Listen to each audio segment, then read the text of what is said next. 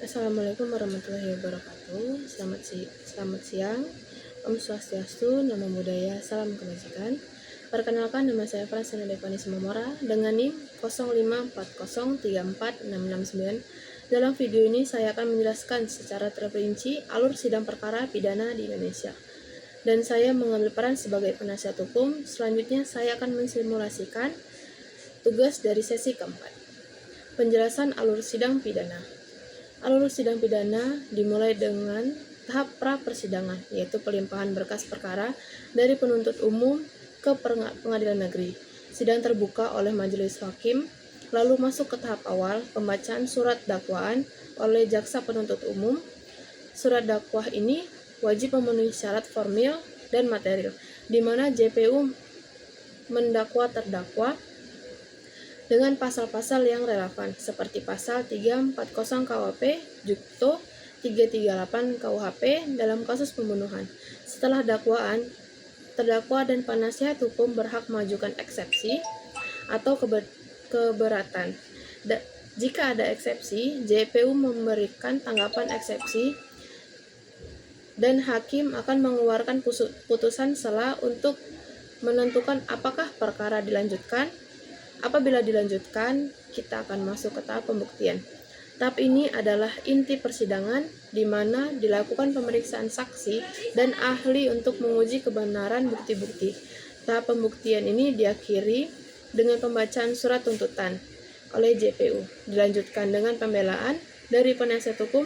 Sidang kemudian ditutup dengan putusan akhir majelis hakim yang membuat vonis bebas, lepas, atau hukuman. Bagian 2, transisi ke simulasi tugas. Baik, sekarang saya akan mensimulasikan tugas dari sesi keempat, yaitu simulasi interogasi saksi dengan kasus pembunuhan yang melibatkan terdakwa bernama Ayam.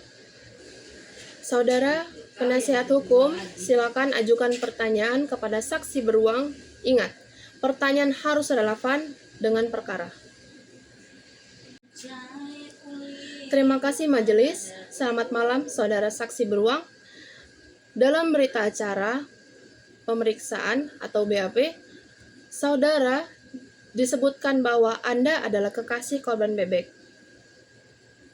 Mohon jelaskan apakah saudara mengetahui tentang motif pembunuhan yang disampaikan oleh kepolisian, yaitu faktor iri dan ekonomi. Saya hanya tahu bahwa Ayam sering meminjam uang dari bebek dan belum dibayar. Namun, saya tidak pernah mendengar bebek berkata Ayam cemburu dengan kesuksesannya. Hubungan mereka di depan saya baik-baik saja. Bahkan, Ayam sering membawakan makanan untuk bebek. Saudara saksi, Anda menyebut Ayam sering membawakan makanan. Berarti kunjungan terdakwa ke kos korban adalah hal yang rutin dan wajar. Bukan kunjungan yang mencurigakan, betul? Selain itu, berdasarkan kronologi, perilaku sudah menyimpan pisau lipat dalam jok motor sebelum datang. Apakah saudara saksi pernah melihat atau mendengar terdakwa Ayam memiliki pisau lipat atau sajam lainnya? Saya tidak pernah melihat Ayam membawa atau menyimpan pisau.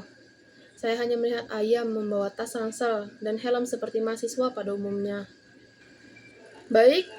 Jadi, saudara hanya mengetahui adanya pinjaman uang, hubungan mereka terkesan baik, dan saudara tidak pernah melihat terdakwa membawa sajam. Keterangan kami cukup majelis hakim yang mulia.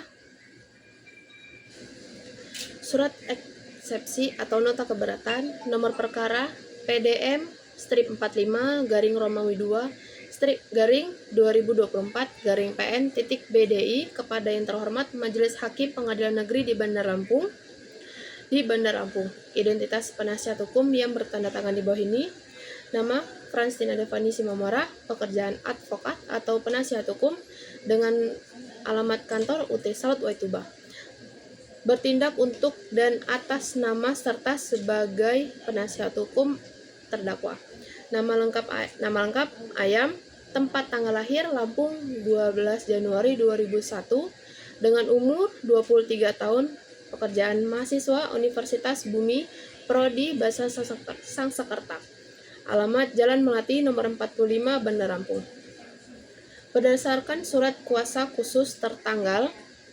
Dengan ini mengajukan eksepsi nota keberatan terhadap surat dakwaan jaksa penuntut umum dengan nomor norek perkara PDM garing 45 garing Romawi 2 garing 2024 garing PN titik BDI tertanggal dengan alasan-alasan sebagai berikut.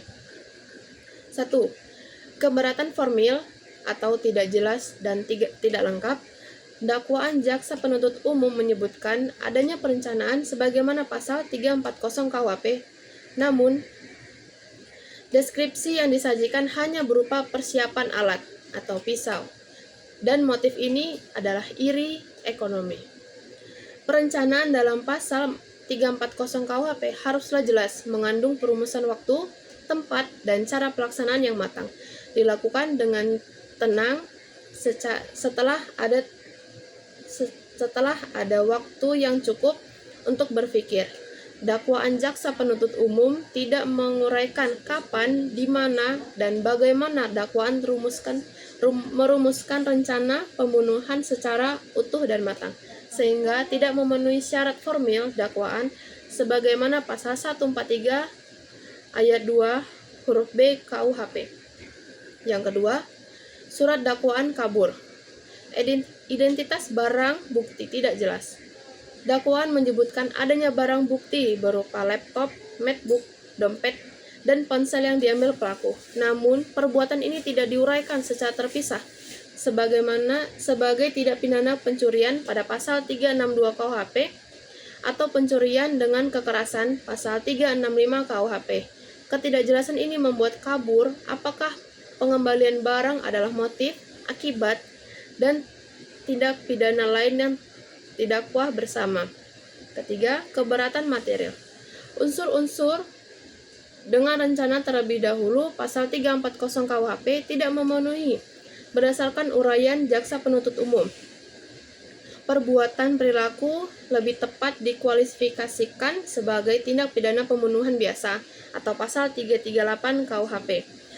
Tidak terdapat fakta yang menunjukkan adanya waktu cukup antara niat membunuh yang timbul dan pelaksanaan pembunuhan, karena terdakwa masih sempat mengobrol dan niat membunuh muncul ketika saat hendak pulang. Menyimpan pisau di motor bukan hanya serta dapat dipandang sebagai perencanaan, melainkan hanya persiapan alat. Perencanaan harus meliputi niat yang telah dimatangkan dalam suasana tenang. Motif iri dan ekonomi ini bukan bukti perencanaan. Jaksa penuntut umum mengendalikan pembunuhan disebabkan oleh motif iri dan ekonomi, serta inspirasi dari film. Motif hanya menjelaskan latar belakang, sedangkan yang diperlukan dalam pasal 340 KUHP adalah rentang waktu yang cukup untuk berpikir dengan tenang sebelum menjalankan niat tersebut. Motif bukanlah unsur hukum yang menentukan terpenuhi atau tidaknya unsur dengan rencana terlebih dahulu. Permohonan, berdasarkan uraian di atas, kami selaku penasehat hukum terdakwa memohon kepada Majelis Hukum Hakim Pengadilan Negeri di Bandar Lampung untuk memeriksa dan mengadili perkara ini untuk menerima dan mengabulkan eksepsi terdakwa atau penasihat hukum